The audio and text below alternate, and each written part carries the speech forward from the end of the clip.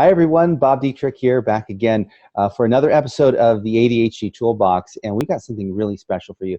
In our past episodes, we've been focusing on parents and information about ADHD. We brought in several experts, but we haven't really had anything specifically for teachers. Now, this is obviously going to be relevant for parents as well, but this specific episode, we're going to focus really on teachers and classrooms.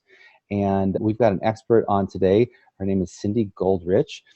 Cindy has, she's an ADHD clinical service provider and teacher trainer. She supports parents, educators, and other professionals to address the impact of ADHD and executive functioning on learning, motivation, and behavior. And Cindy's also the author of 8 Keys for Parenting Children with ADHD. And her latest book, which we're going to talk about today, is ADHD Executive Function and Behavioral Challenges in the Classroom. So Cindy, welcome to our show today. Thank you very much, Bob.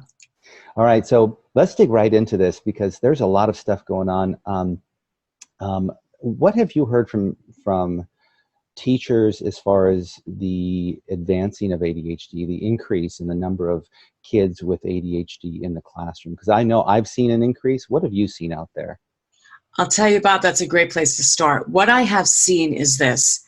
Kids are being appropriately diagnosed more often, but having said that, a lot of what we're thinking is ADHD is sometimes not ADHD. Okay. I don't think that the rate of ADHD has increased dramatically. I think that we're both identifying it and misidentifying it in the classroom. Okay. And yeah, because some of the stats I've seen out there, 6.4 million kids I've seen on the Center for ADHD. They've said 6.4 million kids in the United States alone have been diagnosed with ADHD. The Center for Disease Control says it's double that number, could be double that number. But you're saying some of them may be inappropriately diagnosed. And my question, I guess, and maybe many parents and teachers, is what's the difference? Is the treatment different, or why would we even want to distinguish it? So let's talk about why we want to distinguish it first, and then what's the treatment for that? Sure, absolutely. And I want to clarify, I'm a very strong believer in appropriate diagnosis for ADHD, and ADHD is real. There is no question. What I have found when I do teacher trainings nationwide is that, let's talk about the kindergarten classroom. Kindergarten used to look like, when you and I were growing up, a lot of center times, right? There was role play, there was the kitchen, there was the building blocks, all sorts of things. Right. Kids aren't born any different today than they were back then, but we are expecting them to sit in classrooms, sit still, hold pencils, start learning to read, lots of things like that at an earlier age. So I think what's happened is that developmentally, a lot of these kids are breaking down. We're seeing inappropriate behaviors because there's so much stress on them that they're not ready for yet. So they're acting out in various ways. They're not sitting still and everything else. So we're thinking, oh, he can't. So all I'm asking is, let's make sure we also look at the environment. Now, getting back to your question of why does it matter if we appropriately diagnose or not, medication is a very valuable tool, but it is just a tool in the toolbox. And before we go to that tool, or even if we use that tool, we need to see, is it truly ADHD, or is it, as I said, misdiagnosed? Maybe the kid has severe sleep apnea or food allergies or post-traumatic stress, or just, again, inappropriate, expectations that is making it seem that way. In terms of the treatment, as a parent coach and a teacher trainer, I work the same way whether a child is diagnosed or not diagnosed. I work on communication skills, collaboration. I work on supporting parents. Are we enabling or supporting the child? Am I setting boundaries that are too strong, too weak? And same thing in the classroom. So it matters to have a proper diagnosis if you're going to think about medication, and also in terms of getting services and support in schools in terms of an IEP and a 504. Got it. So that makes a huge difference in how you manage ADHD if to have that diagnosis, right? So if you're undiagnosed, then you can't get any of the services, any of the help, any of the assistance. Maybe it might be medication, but it might be the IEPs and things like that. And then if you have a child who doesn't have ADHD, you certainly don't want them, taking medication and things like that. So it's important to get a diagnosis, right? Right. But in terms of the 504s and the IEPs, there are many kids who can get those things even if they are not diagnosed or are not diagnosed yet. But we want to craft them appropriately by really understanding that child and their challenges. Got it. Okay, great.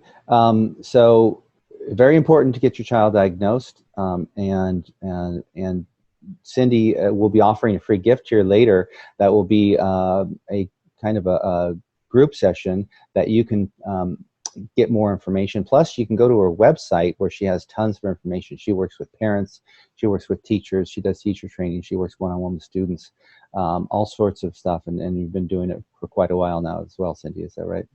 Yes, quite Awesome. a while. Awesome. So let's talk a little bit about your book, because your book is fascinating. It specifically deals with the classroom. What was the inspiration for that? And what specifically are you trying to achieve through the book? Thank you. The inspiration was I've been doing teacher training nationwide through an organization called PESI for, I don't know, about 7 years. And they actually reached out to me because the feedback from the workshop has been so positive. And they asked me to write a book based on it. So that's where the inspiration for the book came. Awesome. It's been heartwarming to get the letters from the teachers and the professionals I work with.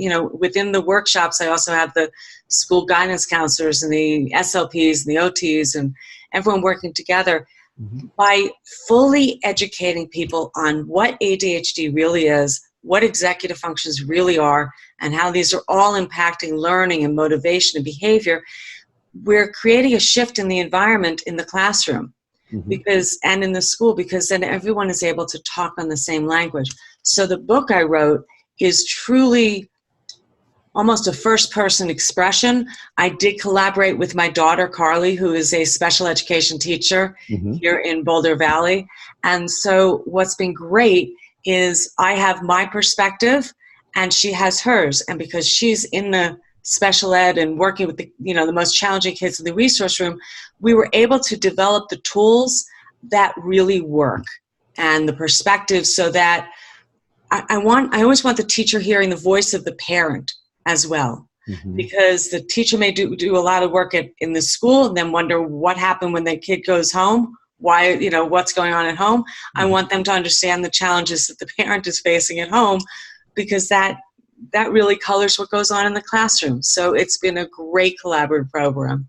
Yeah, so thank God for your information, because these teachers are out there and they don't have the resources, they don't have the funding to go and do these major trainings, and to get some of them not even to get trained to understand the behind the scenes of ADHD, and how to deal with it. So they become referees instead of teachers, and I think they really would they want to go back. Every teacher I've talked to wants to go back to being in it for what they signed up for, not to handle these behavioral challenges. And it sounds like your book can give them some of those resources and some of those tools. I really appreciate you mentioning that perspective, because teachers are so underappreciated in so many ways. Absolutely. And yes, many of them, as a parent, we go into challenge with them, but these are people that went in it with their hearts and they want to learn. They're happy to learn. And I've already had people say, I bought 10 books from my school. I just want everyone to have it, which is, if we're all on the same page, everyone's going to benefit. Yeah. Absolutely. So let's dig into the tools that you teach in the book, so we can get a little preview of what's in there, and these teachers can go out and grab this book for $10 or $20 or whatever it's on sale for on Amazon. So one of the things that you and I talked about before was break time for kids. How much time do kids really need for a break, and what makes up a worthwhile break? So what is your discussion about breaks all about?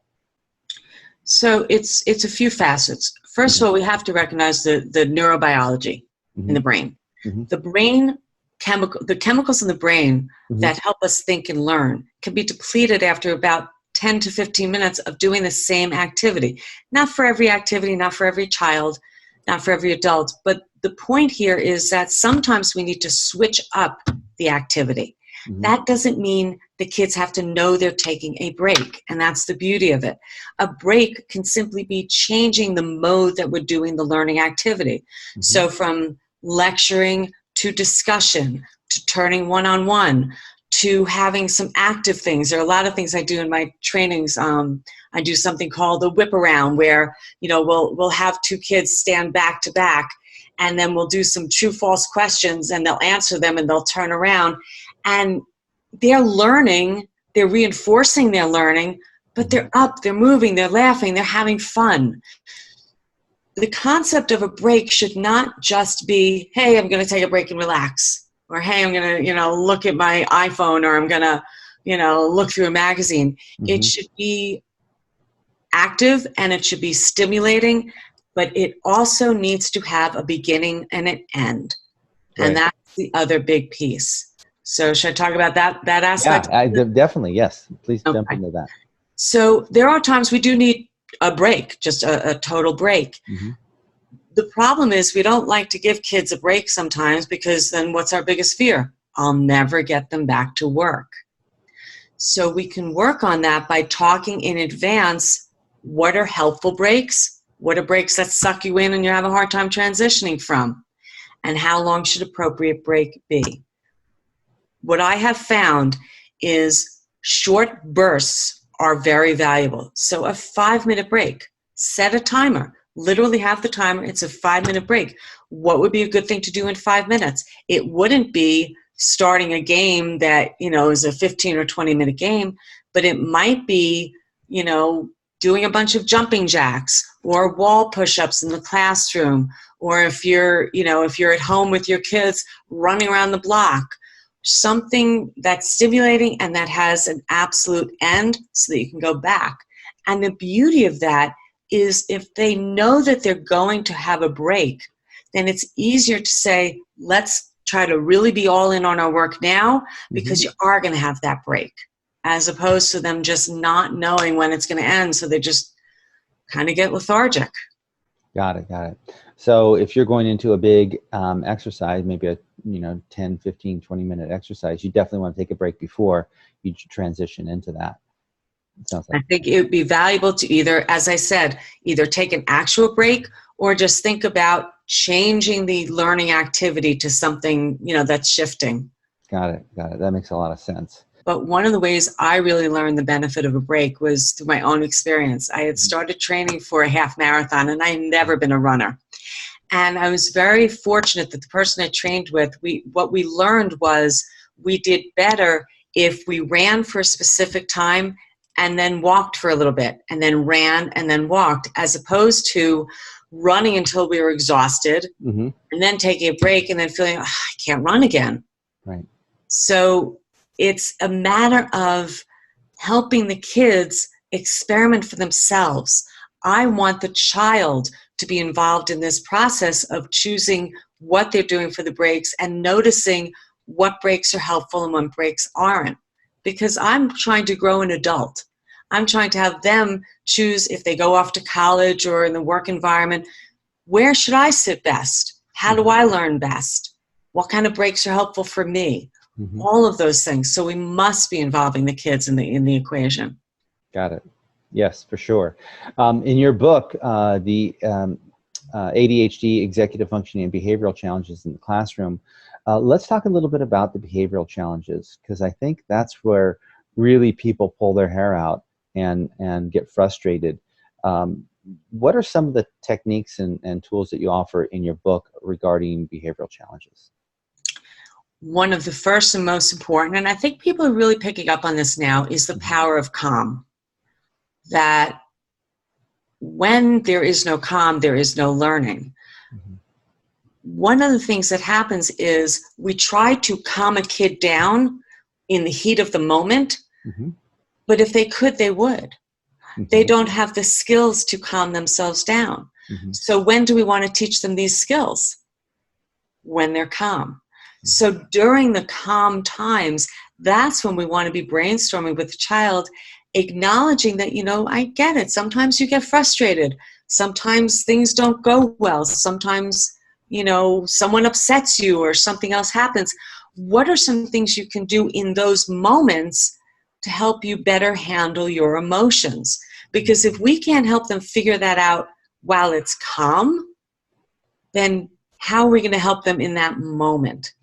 Got it. So that's one of my biggest tools. That's awesome. So maybe in bringing it back to the breaks then, maybe one of the breaks you could take is let's all get into our calming position or whatever to, kind of that's your break. And then you go back into the activity that you're doing, and you're doing both at the same time. You're taking that break that's needed, and you're teaching the calm.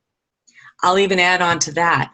Research has shown, and there's no question in the data at this point, that when you add mindfulness into the classroom, and by mindfulness, I'm talking about those few quiet minutes.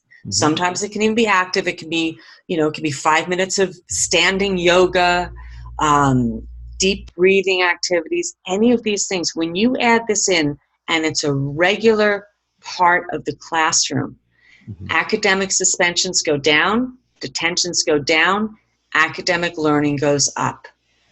And in fact, teachers have found that when they incorporate it, on that 1 or 2 days where they say, guys, we don't have time for that because we got to go to an assembly or anything else, the kids are off. They're off that day, and they even say, hey, we didn't do that. They begin to crave that as part of their day. So that's why I like these full classroom interventions, and not, we don't need more spotlight on these kids with ADHD and behavioral challenges. They already know that there's a problem. Let's do things to help them not feel like square pegs and round holes. Exactly. And all the kids can use these techniques. Absolutely. Awesome. Absolutely. Are there other behavioral techniques or tools that you use in your book, that you describe in your book, that you can share with us? Absolutely. And one of the biggest things is engaging the child's self-talk by having powerful conversations and collaborating with them. Wondering out loud, I wonder why. Stop looking just at the behavior. By that I mean stop looking at that he's whining and he's crying and he's yelling and he's screaming or he's going to the bathroom all the time. Stop trying to squelch and change that behavior and start to question why. And start to do that with the child so that, again, we can solve problems and build skills. Because our explanation guides our intervention. What we assume is going on with that child is dictating how we're acting, but maybe we don't really know what's going on with that child. Maybe that child's not even aware. That's fascinating, because I never thought of the conversation, the self-talk. I know I have self-talk, right? And everybody else out there, the adults have self-talk, but I never thought about a child's self-talk and how it might be different. Can you explain what might be a little different about their self-talk than what we experience? Absolutely. The thing is, it's developmental.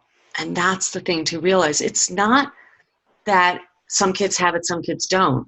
Although kids that are identified and do have ADHD or do have executive function challenges, they generally are behind in their self-talk. They're behind in general, and I don't know if any of your other speakers have mentioned, but kids who have ADHD, by definition, are going to have deficits in executive function challenges.